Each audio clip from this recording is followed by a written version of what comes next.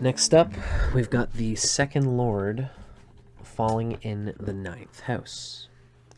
Now, the ninth house, of course, is going to be a lucky house, so we're going to see some good things happening here. Anytime we have anything falling in the ninth house, it's always a positive indication for the planets falling in there. Unfortunately, if there's afflictions in the ninth house, then we have an affliction that has to move through, unfortunately, that has to move through this very precious place in our chart.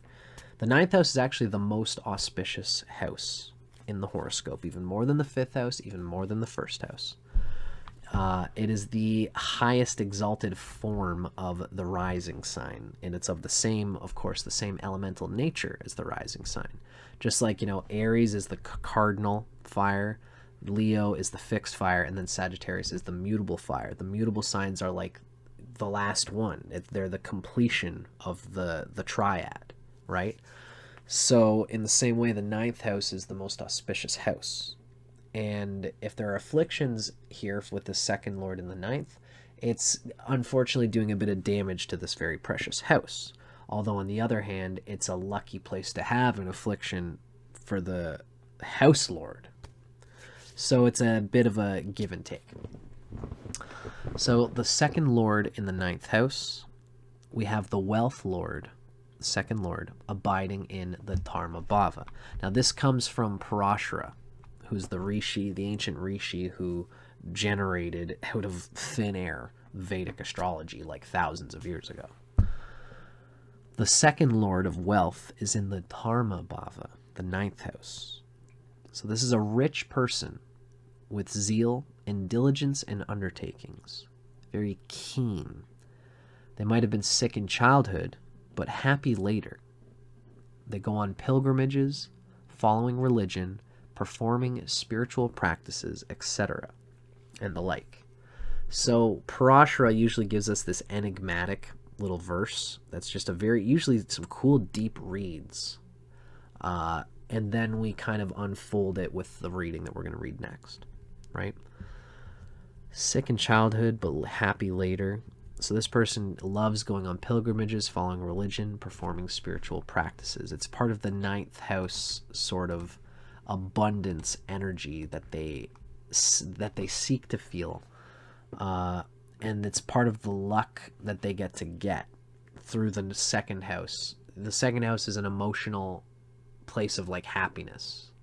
We're supposed to, our early childhood traumas or glories, the mental and emotional attitudes that we have are very much set up by the second house, and this is what brings us the abundance, the money, the energy, the ease, the sexuality, the eroticism of the second house. It tends to come from how our parents set us up. This is why Jupiter, which is a planet of children and the father in a way, is the karaka of the second house. Jupiter is very important for anything dealing with the second lord. Of course, Jupiter is also the karaka of the ninth house. So here we have Jupiter acting as karaka. A karaka is a specific, all of the houses have karakas ruling it. And this is something specific to Vedic astrology. Sometimes they're not what you'd expect, sometimes they are. Jupiter is a karaka for the second, the fifth, the ninth, and the 10th. But here, Jupiter is the main karaka for the second and the ninth. So you have to have a good Jupiter to really gain the most that you can out of this particular wealth bhava. It is an interesting, significant wealth bhava here. Now, the abundance mindset that's necessary is going to come from childhood again. So if you have any afflictions here, remember that it's usually what you've done, what you were in your childhood, your parents not giving you what you thought you wanted, feeling like there's a scarcity mindset in your family, feeling insecure about being lovable enough or sexy enough or beautiful enough. The beauty, the second house relates to Taurus in this way, and Venus in a certain way. These can all come from childhood, and they can all be remediated. The second lord is a special lord because so much of it can be remediated by doing therapy. Childhood retrogression, journaling, discovering and unfolding and integrating for yourself the things you lacked in childhood can be remediated in your present life, right? So, as with all of these things, we're going to read from The Art and Science of Vedic Astrology, Volume 2, by Ryan Kirkzak and Richard Fish. And in this book, they give positive and negative indications of each of these yogas. So, when you're hearing this, everyone's going to have a mix of both. When you got the second lord in the ninth house, there's usually going to be indications that, you got some things that are helping the second lord. You got some good planet in the second house, but some crappy planets in the ninth house, or vice versa. Or there's friends and enemies interacting with them both. So most people are going to have to read from both. Now, they're complete polar opposites. We're going to read the positive indications, and it's like, being wealthy is normal, or person has deep understanding of wealth expanded through educational pursuits. And then the negative side, we're going to see the person's unlucky. Their early childhood stopped them from understanding wealth and positivity. Like, they're complete opposites. So we have to integrate them. If, what you want to do is you read the positive influences and say, this is what this yoga is supposed to be doing for me. This is the ideal that can be done from this. And then when you read the negative implications, you look for them in yourself and you say, oh, yes, this does happen to me sometimes. Even if you've got a perfect second lord in the ninth house, no afflictions, all benefic, good stuff, still good to read the negative implications to see possible pitfalls that you could fall into, right? So let's check out the ruler of the second house in the ninth house. We read that being wealthy feels normal, or at least one feels wealthy in most circumstances. This person has a deep understanding of wealth, and their wealth is expanded, especially early in life, through educational pursuits. This is all stuff that might have come from, again, having a good upbringing with parents who talk with you about the importance of being stable with your money, who teach you the importance of a dollar, especially if you get a cultural understanding of the importance of a dollar or the importance of saving money. The luck of the ninth house can often bring your culture will enforce these positive financial habits into you at an early age, not out of fear of scarcity, but out of knowledge of the positivity of abundance, of what creates abundance mindsets, right? This is like a lucky place for the second lord, right? So we got to think of it that way. This person may earn resources through counseling, law, education, philosophy, or ministerial roles, right? Earning the second lord in the ninth house, which is all these things: counseling, law, education, philosophy, minister, religious, being a pastor or a traveling pastor, that kind of thing. This person supports and follows the dictates of one's culture, and it serves them. They radiate through the second house, through their voice, the positivity of their ninth house culture and religion sometimes, but not necessarily. Sometimes religious statutes are just within the culture. This person devotes resources to travel and education. It's the second house. They're willing to spend money on traveling and educating themselves, learning about the world, discovering about themselves through their interaction with the world. Wealth is earned dharmically, a very special, lucky thing. They get to earn their wealth, second house, through doing something that sticks to their dharma, that relates to who they truly are, that relates to what makes them grow the most, what they want to dedicate their lives to. Not necessarily for joy through the fifth house, but through purpose.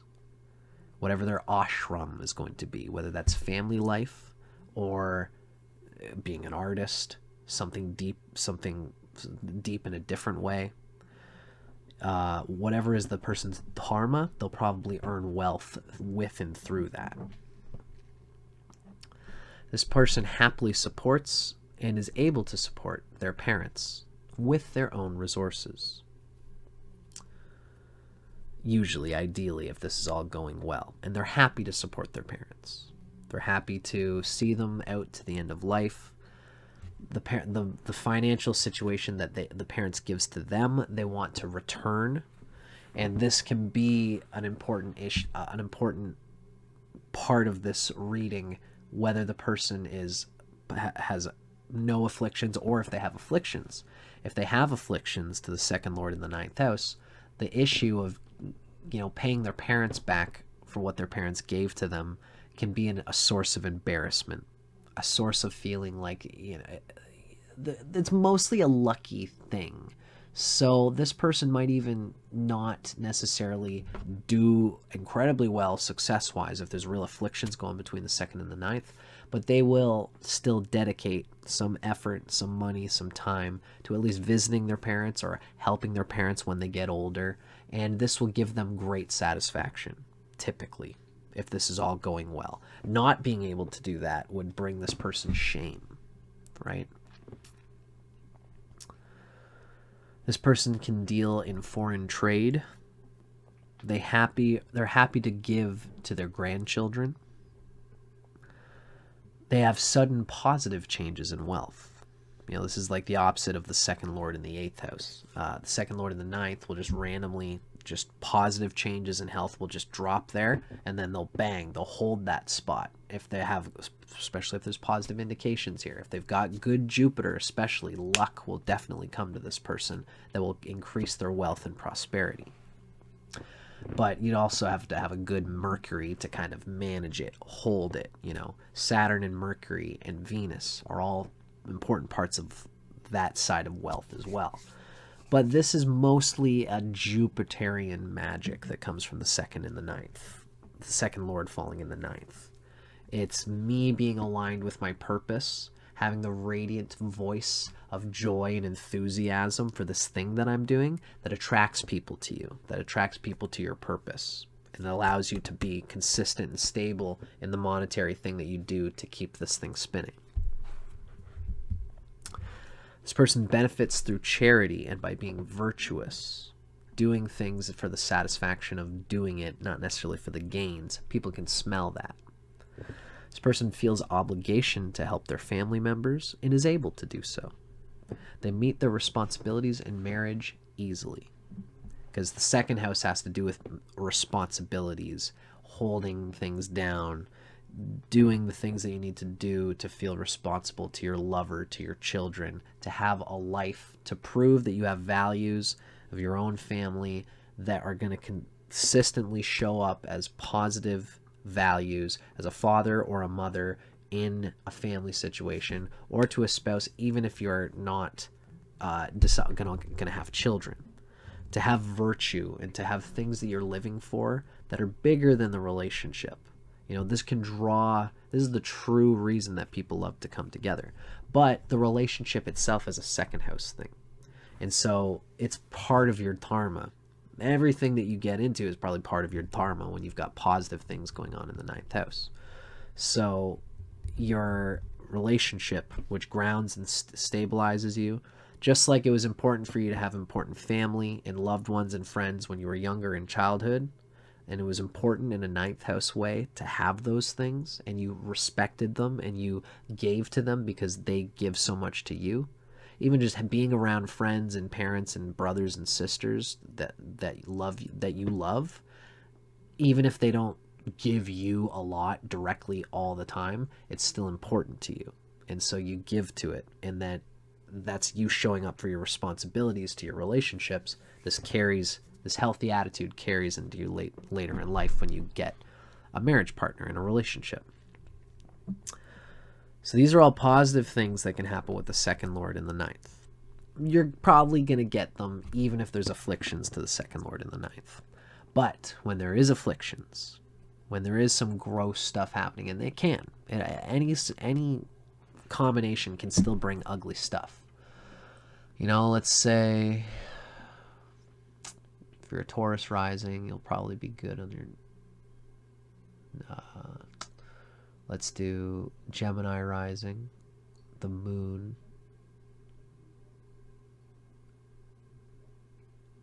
That's not bad. So Gemini rising has Cancer for its second lord, right? So if you take Cancer and you put it in the 9th house of Gemini, that's Aquarius. Neutral. It's not a bad place for the moon, but it's not the best. But if that moon is conjunct a very strong Saturn in Aquarius, Saturn's in its own sign, Saturn starves anything that it touches. So that moon is going to be heavily debilitated by that Saturn. The moon's up there in the 9th house. It prefers to be closer to the 4th house. There could be a bunch of stuff that harms that second lord in that 9th house that makes it a little bit more afflicted, you know, especially if it's combust the sun. If it's still technically behind the sun, which makes it a little bit malefic. If it's got just weak Shadbala in general. These are all things that can add up to affliction for that second lord, right? So there's general good stuff with the second lord in the 9th, but let's talk about the stuff that can go wrong. Let's talk about the stuff that can show difficulty. And if you have any of these things happening to you, you might want to peek for afflictions going on in your chart. By the way, another one is when there's ugly afflictions happening to the sign that a planet rules. So, you know, let's say, again, Gemini rising, Cancer rules the 2nd house. We've got the moon in Aquarius, which is Gemini's 9th house. Now let's say that Venus is combusted by the sun in the sign of Cancer. Venus is also getting starved by the moon, thirsted by the moon in the sign of Cancer, because Venus has the moon for an enemy. That harms Cancer too, right? Then Venus being combusted by the sun, and Venus is also starving the sun as well. So that's kind of an ugly thing happening there in Cancer. And that would show that there are attitudes that were grown in early childhood through the 2nd house that cause the hunger of Venus being starved by the moon, the feeling of not being consistent, and Venus being really racked in that moment is going to be what the harm of the moon works through. And then we're going to see difficulty with the second lord in the 9th house.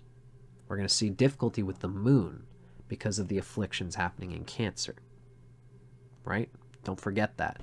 So here are the kind of things that we can expect when there's ugly stuff happening with any afflictions with the 2nd or the 9th house when you have the second lord in the 9th house.